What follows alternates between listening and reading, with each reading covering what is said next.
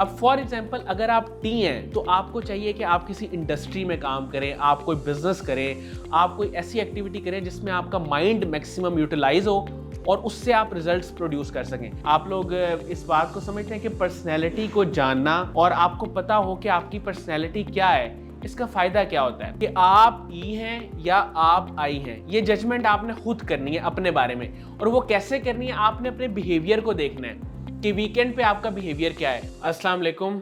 सबसे पहले तो आप सबको कासिम अली शाह फाउंडेशन में एक दफ़ा फिर से वेलकम करता हूँ और इफ्तिखार बहुत शुक्रिया, आपने इतना अच्छा तारुफ करवाया। अच्छा, MBTI के बारे में कितने लोग जानते हैं?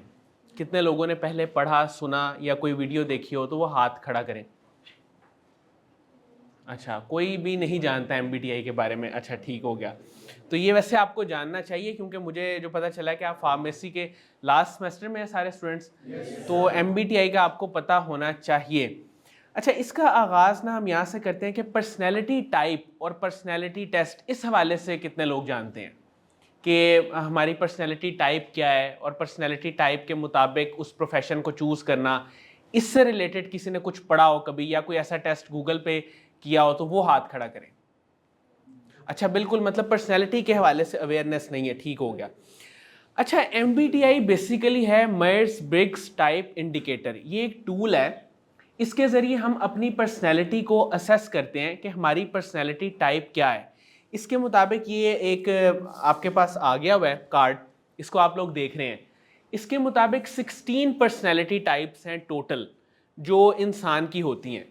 अब इन 16 पर्सनैलिटी टाइप्स में जो इसकी 4 हैं डाइकोटमीज, इसमें ई और आई है, एस और एन है, जिसको हम अभी इंडिविजुअली मैं आपके साथ एक्सप्लेनेशन में जाऊंगा। लेकिन इससे पहले मैं आपको एक बात बताऊं कि पर्सनैलिटी को जानना क्यों ज़रूरी है।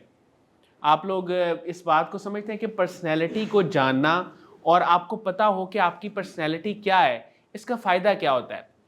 इसका जो सबसे बड़ा फ़ायदा होता है ना, वो ये होता है कि जब आपको पता लग जाता है कि आपके डूज एंड डोंट्स क्या हैं, यानी कौन से काम आपने करने हैं और कौन से काम आपने नहीं करने, या कौन सी आपकी स्ट्रेंथ्स हैं और कौन सी अपनी वीकनेसेस हैं आपकी।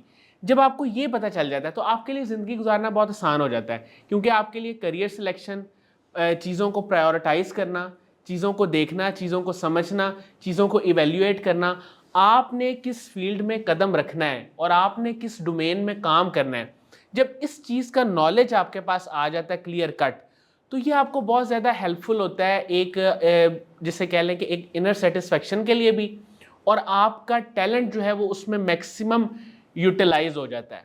मेरी बात यहाँ तक समझ आ रही है?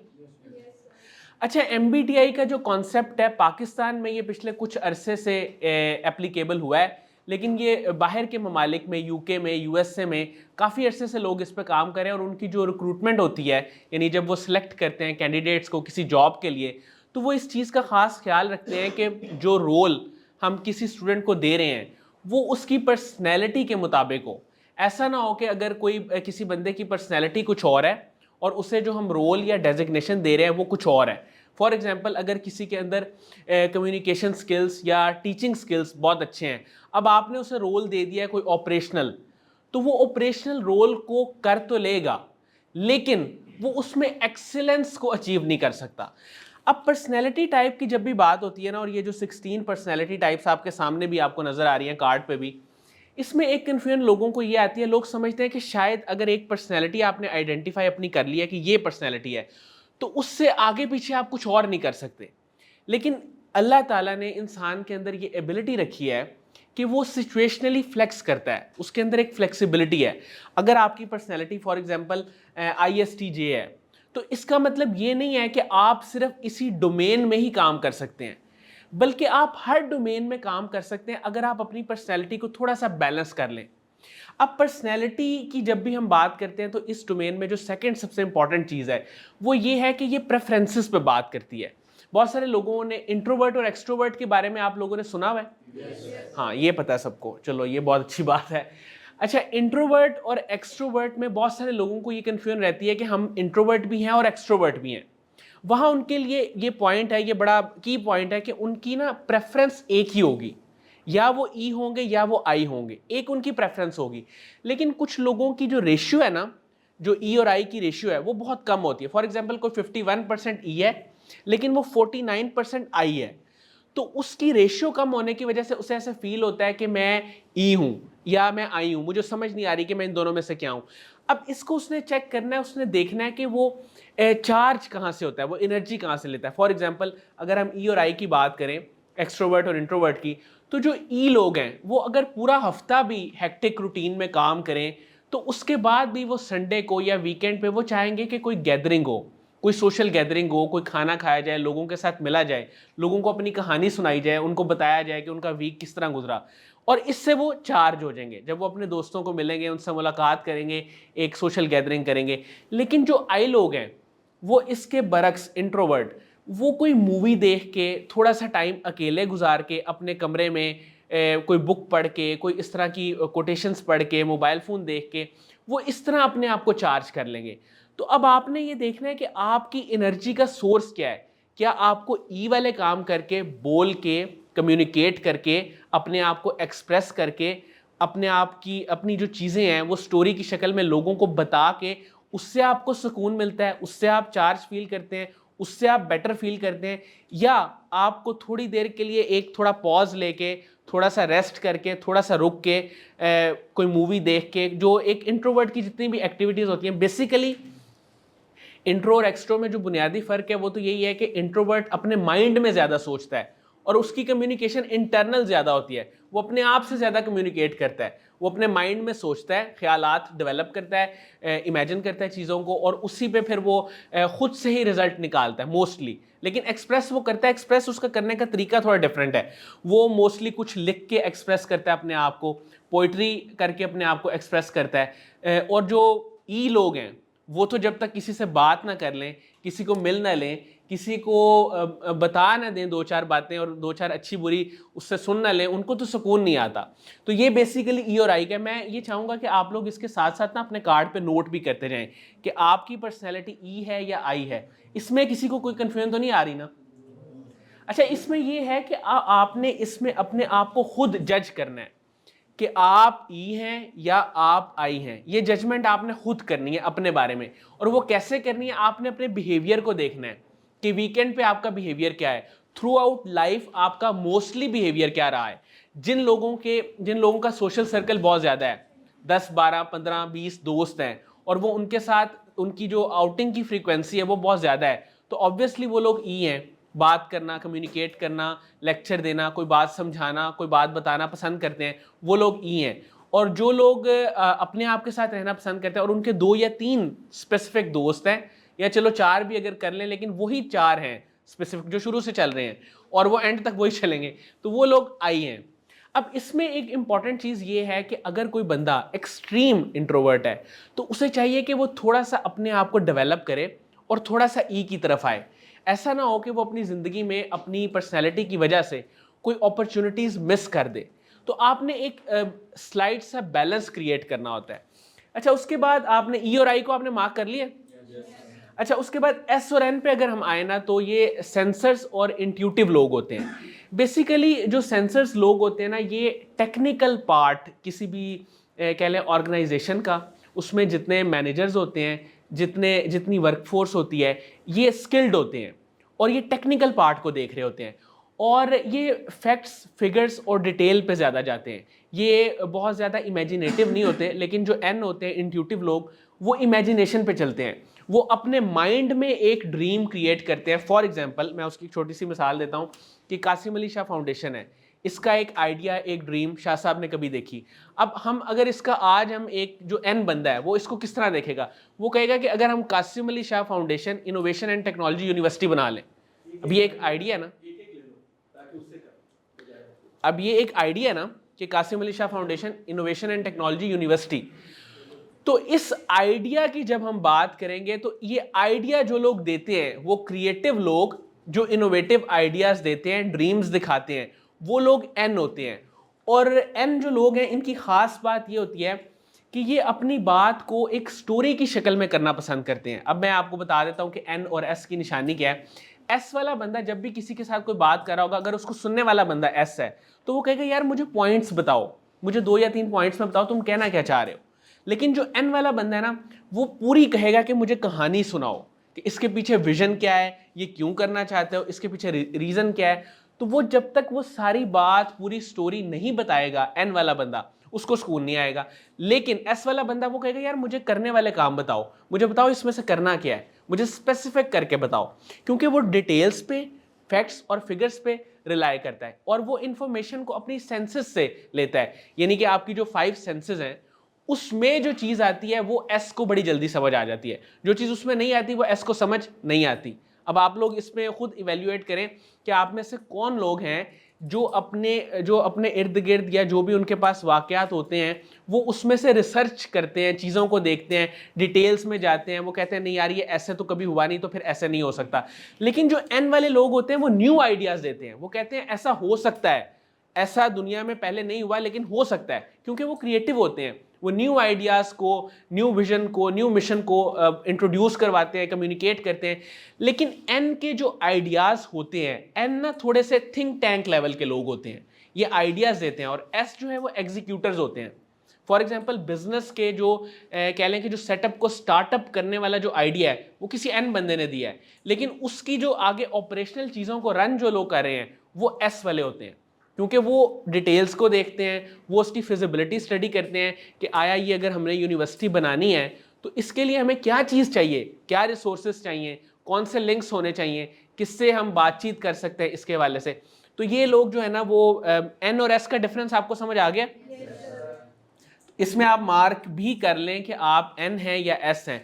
अब इसको ना आपने वक्त के साथ साथ भी थोड़ा सा अपने आप को देखना है, अपने आप को ऑब्जर्व करना है कि आपका रुझान किस पर्सनैलिटी टाइप की तरफ ज़्यादा है। थोड़ा सा एस भी सब होते हैं, थोड़ा सा एन भी सब होते हैं, लेकिन एक आपकी प्रेफरेंस होगी, एक बिहेवियर आपकी लाइफ में ज़्यादा होगा।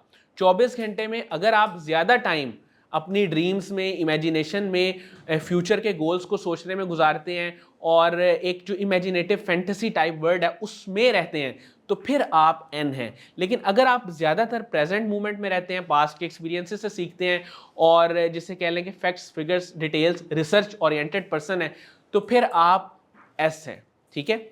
अच्छा, इसके बाद अगली जो इसकी डायकॉटमी है वो है टी और एफ। ये बड़ी सिंपल सी चीज़ है, इसमें कोई कह लेंगे मुश्किल बात है ही नहीं कि कुछ लोग थिंकर्स होते हैं और कुछ लोग फीलर्स होते हैं। आप में से बहुत सारे ऐसे लोग होंगे जिन्होंने देखा होगा कि कुछ लोग जब बातचीत करते हैं तो उनकी बातचीत में वो, उनको आप कोई भी अगर प्लान दें, कोई भी उनको करिकुलम दें, तो वो कहते हैं इसका फ़ायदा नुकसान क्या होगा, हमें ये बताओ इससे फ़ायदा कितना होगा या इसका नुकसान, इसके प्रॉज एंड कॉन्स बताओ, अच्छा बुरा फ़ौरन बताओ। अच्छा, कुछ लोग ऐसे होते हैं जिनके साथ आप कोई भी बात करें वो कहते हैं कि यार अच्छा इससे लोगों को कितना बेनिफिट मिलेगा, यानी उनका फायदा नुकसान इन टर्म्स ऑफ मनी होता है, इन टर्म्स ऑफ कंपनसेशन होता है, जो टी लोग होते हैं। क्योंकि वो इस हद तक सोच रहे होते हैं कि जब तक हम अपने आप को पहले बिल्ट नहीं करेंगे तब तक हम सोसाइटी को भी उस तरह बिल्ट नहीं कर सकते जिस तरह हम करना चाहते हैं। लेकिन जो फीलर्स होते हैं ना, वो चाहे अपने आप को बिल्ट करें ना करें, उनके माइंड में ये चीज़ चल रही होती है कि एक जो सोशल वेलफेयर का और लोगों की खिदमत का जो जज्बा होता है ना, वो थोड़ा डोमिनेंट होता है। उनकी जो थिंकिंग है, यानी माइंड से ज़्यादा वो दिल की सुनते हैं। अगर उन्हें लगे कि कोई काम हम बिल्कुल ठीक कर रहे हैं लेकिन ये किसी को हर्ट करेगा, तो टी वाले लोग उस काम को कर लेते हैं, क्योंकि वो टास्क ओरिएंटेड होते हैं, गोल ओरिएंटेड होते हैं और वो उन चीज़ों को देख रहे होते हैं। लेकिन एफ वाला जो बंदा होता है ना, वो सोचता है इस चीज़ को। वो कहता है कि पीपल कहीं पे सफ़र ना करें मेरे किसी डिसीजन की वजह से। तो टास्क ओरिएंटेड इज़ टी और पीपल ओरिएंटेड इज़ एफ। तो ये इनमें एक बुनियादी फ़र्क है। फिर अगर आपने चेक करना है कि आप टी हैं या एफ हैं, तो आप अपने पास्ट के डिसीजंस को उठा के देखें। अगर आपने अपने ज़्यादातर डिसीजंस दिमाग से लिए हैं, यानी कि सोच समझ के, कैलकुलेट करके, उसमें रिस्क की जो है वो इवैल्यूएशन करके आपने वो सारे डिसीजन लिए हैं, चाहे वो छोटे डिसीजन है चाहे बड़े डिसीजन है, तो फिर इसका मतलब है कि आपका रुझान टी की तरफ ज़्यादा है, आपकी प्रेफरेंस टी है। लेकिन अगर आपने मोस्टली अपने जो है वो डिसीजन वो आपने लिए हैं सोचे समझे बगैर लिए हैं, वो किसी फीलिंग की वजह से लिए हैं, किसी इंस्पिरेशन की वजह से लिए हैं, किसी मोटिवेशन की वजह से लिए हैं, किसी का लेक्चर सुन के फ़ौरन से डिसाइड कर लिया कि अब मैंने ये करना है, तो फिर इसका मतलब है कि आप एफ हैं। वैसे रिसर्च हमें ये बताती है कि जो 80% मेल्स हैं वो टी होते हैं और फीमेल्स की जो अक्सरियत है वो एफ होती है। ये एक रिसर्च है, लेकिन मिक्स है, इसमें ज़ाहिर है कि 20% का क्वोशंट है तो फिर मेल्स भी एफ होते हैं। तो इसमें जो बुनियादी एक आखिरी इसमें इस डायकोटमी में मैं आपको बात बता दूं कि जो टी लोग हैं उनकी मोटिवेशन होती है रिकॉग्निशन। उनको अगर कोई अवार्ड मिले, कोई अचीवमेंट मिले, कोई सर्टिफिकेट मिले, कोई appreciation in terms of monetary benefits जिसे आप कह लें, उन्हें जब वो मिलती है तो वो उससे खुश होते हैं, वो उससे मोटिवेट होते हैं। लेकिन जो एफ लोग होते हैं ना, उनके लिए ये चीज़ें सेकेंडरी होती हैं। उनके लिए प्राइमरी चीज़ ये होती है कि लोग उनकी तारीफ करें, लोग उनको अच्छा समझें, लोग उनको अप्रिशिएट करें, लोग कहें कि वाह यार ये कमाल बंदा है। इससे एफ मोटिवेट होता है और वो मज़ीद अच्छे काम करता है, मज़ीद लोगों की खिदमत के काम करता है। लेकिन टी टास्क ओरिएंटेड होता है और वो चाहता है कि मेरी रिकग्निशन हो, मुझे अवार्ड्स मिले, मेरी अचीवमेंट्स वो इसका आप डिफरेंस समझ रहे हैं ना, एप्रिसिएशन और रिकग्निशन का। उसके लिए रिकग्निशन इंपॉर्टेंट है, ये उसकी टाइप है। मतलब बहुत सारे लोगों को आप कहेंगे कि यार तुमने इतना अचीव कर लिया है, अब तुम्हें क्या, तुम और मज़ीद क्यों अचीवमेंट्स चाहते हो? उनकी टाइप है, वो टी है, वो हर चीज़ को फ़ायदा नुकसान के तनाजुर में देखते हैं, वो हर चीज़ को माइंड से सोचते हैं और माइंड से सोचे बगैर वो कदम नहीं उठाते। और कुछ लोग ऐसे होते हैं, उन्हें आप कहते हैं यार तुम्हारी तो कोई अचीवमेंट नहीं, लेकिन वो बड़े मुतमईन होते हैं। वो कहते हैं यार मुझे पता है कि मैंने क्या क्या किया है, मैंने कितना सोशल वर्क किया है। फॉर एग्जाम्पल ईदी साहब हैं, उनकी उस तरह कोई अवार्ड्स में अचीवमेंट्स तो उनकी ज़िंदगी में नहीं थी, अब तो हैं लेकिन ज़िंदगी में नहीं थी। लेकिन उनकी जो अचीवमेंट्स थी वो लोगों के दिलों में, लोगों की खिदमत करने में, जो वो उन्होंने एक सुकून कमाया और एक अपना नाम बनाया, वो अगर वो टी वाला पार्ट उनका डोमिनेट होता तो फिर ऑब्वियसली वो उस तरह नहीं कर सकते थे। अच्छा, एक और ये भी चीज़ होती है कि जब आप वक्त के साथ साथ जैसे ही आपकी एज इंक्रीज होती है तो आपकी ये चीज़ें ना ऑटोमेटिकली भी थोड़ी सी बैलेंस होने लग जाती हैं, लेकिन प्रेफरेंस आपकी एक रहती है। अब फॉर एग्जाम्पल अगर आप टी हैं तो आपको चाहिए कि आप किसी इंडस्ट्री में काम करें, आप कोई बिजनेस करें, आप कोई ऐसी एक्टिविटी करें जिसमें आपका माइंड मैक्सिमम यूटिलाइज हो और उससे आप रिजल्ट्स प्रोड्यूस कर सकें। अगर आप एफ हैं तो आप हेल्थ केयर वाली साइड पे जा सकते हैं। आप जैसे फार्मेसी में हैं तो आप कोई ऐसा हॉस्पिटल बना सकते हैं जो लोगों की खिदमत के लिए हो, या कोई वेलफेयर का इदारा कायम कर सकते हैं जिससे वो आपका जो एक क्वोशंट है एफ वाला, फीलिंग वाला, उसको एक सेटिस्फैक्शन मिलती रहे। ठीक है। अच्छा, इसमें जो लास्ट है वो है जे और पी, यानी जजर्स और परसीवर्स। अच्छा, जजर्स लोगों की मैं कुछ निशानियां आपको बता देता हूँ। ये लोग पंक्चुअल होते हैं, टाइम के बहुत ज़्यादा पाबंद होते हैं। इनके साथ आप अगर कोई कमिटमेंट कर लें, कोई प्लान बना लें, कोई आप इनको टाइम दे दें मिलने का, और आप उस टाइम को ना फॉलो करें तो ये बड़ा थोड़ा सा रूड बिहेव भी कर जाएंगे आपके साथ, इनको अच्छा नहीं लगेगा। इनके लिए टाइम की वैल्यू बहुत ज़्यादा है। लेकिन जो पी लोग हैं ना, वो प्रॉब्लम सॉल्वर होते हैं। उनका थोड़ा सा ये होता है कि वो थोड़े रिलैक्स्ड होते हैं, थोड़े चिल होते हैं। वो टाइम उनके लिए इतना ज़्यादा मैटर नहीं करता, करता तो है लेकिन इतना ज़्यादा नहीं करता। नहीं, वो आपको ये नहीं कहेंगे कि आप 5 मिनट लेट हैं, 10 मिनट लेट हैं। वो कहेंगे कि ठीक है आप आ गए हो, अब हम इसको आगे अगली बात करते हैं। लेकिन जो जे लोग हैं उनको जब तक प्लान ना दिया जाए, उनको जब तक पूरी स्ट्रेटजी ना बना के दी जाए, उनको जब तक बताया ना जाए कि आपने क्या करना है क्या नहीं करना। अब फॉर एग्जांपल आर्मी का जो एक पूरा सेटअप है वो जे लोगों की ट्रेनिंग के लिए है, और वहाँ पे जितने भी लोग होते हैं वो जे होते हैं। एयरफोर्स है, आर्मी है, जितनी भी इस तरह की फील्ड्स हैं वो जे लोगों से भरी हुई हैं। यानी वहाँ अगर कोई पी आदमी चला जाए तो वो इतना ज़्यादा कामयाब नहीं हो सकता, इतना ज़्यादा वो एक्सेल नहीं कर सकता। लेकिन चूंकि वो आर्मी का एक पूरा सेटअप है, आपने कभी उनके अगर डॉक्यूमेंट्स पढ़े हो तो उस पर एक चीज़ मैंशनड होती है कि आपने 8 बजे से 8 बजे आपका रिपोर्टिंग टाइम है, 9 बजे आपका फलाना टाइम है, फिर आपका ड्रेस कोड ये है, फिर आपने आपकी जो टॉपिक है वो ये है, उस टॉपिक से आपने हट के बात नहीं करनी। तो बिल्कुल एक्यूरेटली प्लान्ड चीज़ें एग्जीक्यूट होती हैं, ये उनके रूल्स एंड रेगुलेशन में चीज़ शामिल है। लेकिन पी लोग जो हैं वो थोड़े से इजी गोइंग होते हैं। वो कहते हैं कि यार कोई प्रॉब्लम नहीं आनी चाहिए, कोई हर्ट नहीं होना चाहिए, और उनकी एक खासियत ये है कि वो इनोवेट करते हैं चीज़ों को, बहुत ज़्यादा टाइम देते हैं। मतलब हमारे बहुत सारे साइंटिस्ट ऐसे हैं जिनकी पर्सनैलिटी टाइप पी थी, उन्होंने अपनी ज़िंदगी का बहुत वक्त दिया किसी एक प्रोजेक्ट को, किसी एक इजाद को, किसी एक इन्वेंशन को, और उन्होंने उसको, वो माशरे में एक प्रॉब्लम को आइडेंटिफाई करते हैं। पी बंदा इस तरह नहीं देख रहा होता कि वक्त कितना ज़ाया हुआ, वो देख रहा होता है इस वक्त इस हॉल में क्या प्रॉब्लम है, वो उस प्रॉब्लम को पिक करेगा, फिर वो उसका सलूशन निकालने के लिए वो अपने तौर पे लग जाएगा, और उसका सलूशन जब तक वो नहीं निकालेगा तब तक वो आगे नहीं बढ़ेगा।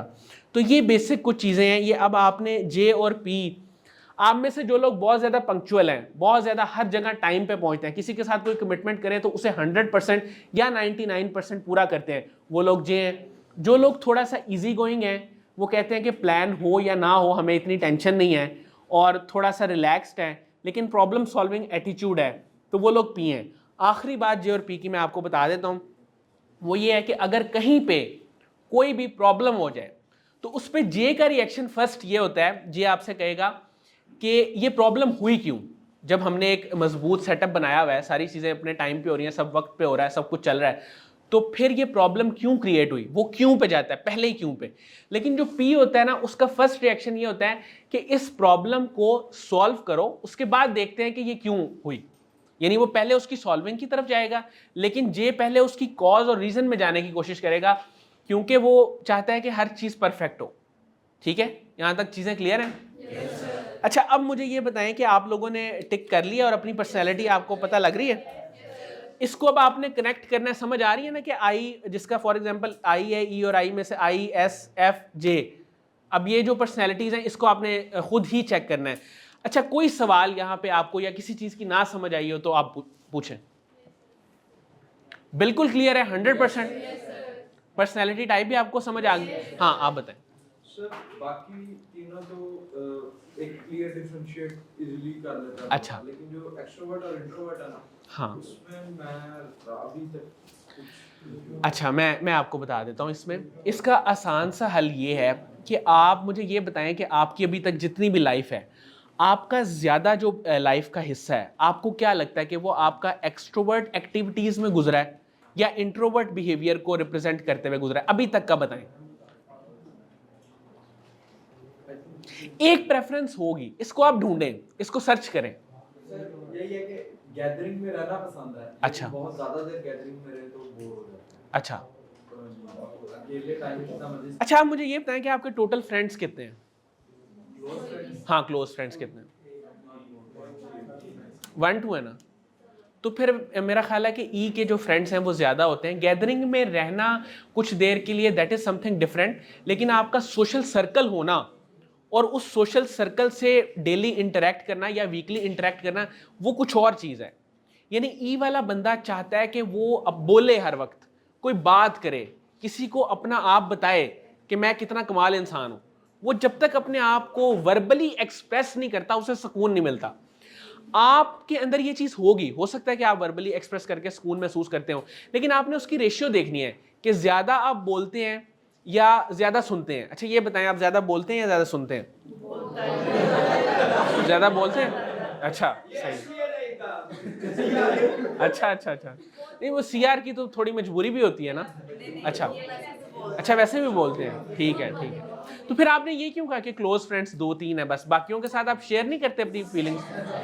अच्छा, अच्छा, इसमें ना, इसमें चले मैं ऑन द सीरियस नोट, इसमें ये भी बात है एक कि आप इसको ना थोड़ा सा खुद ऑब्जर्व करें, और इसमें पर्सनैलिटी टेस्ट भी गूगल पे होते हैं। ठीक है, आप ई और आई को ना खुद पढ़ें, मतलब ई के साथ जो आपकी बाकी पर्सनैलिटी बन रही है ना, फॉर एग्जांपल एस एफ जे बन रही है, आप दोनों की ना, आई एस एफ जे भी और ई एस एफ जे भी दोनों, इसको आप गूगल पे जाके ना स्टडी करें। तो मुझे उम्मीद है कि वो स्टडी करते करते और कुछ टाइम में आपको एक चीज़ मिल जाएगी कि मैं ज़्यादा जो है ना वो कंफर्टेबल किस में रहता हूँ और मेरी प्रायोरिटी क्या होती है हर वक्त, मतलब ज़्यादा मेरा फोकस किस चीज़ पे होता है। इसी चीज़ पे होता है कि मैं लोगों से मिलूँ, इंटरेक्ट करूँ, कम्युनिकेट करूँ, इस चीज़ पे मेरा ज़्यादा फोकस होता है, क्योंकि मैं तो आपको इतना ज़्यादा नहीं जानता ना, लेकिन जैसे आपके दोस्त बता रहे हैं वो तो आपको ई बता रहे हैं, लेकिन मैं चूँकि नहीं जानता। हाँ सर, बताएं। अच्छा, अच्छा, सही है, सही सही। तो फिर ये, अब सर ने तो काम आसान कर दिया, तो फिर अब मैं तो कुछ कह नहीं सकता। ठीक हो गया? ठीक है जी, थैंक यू सो मच।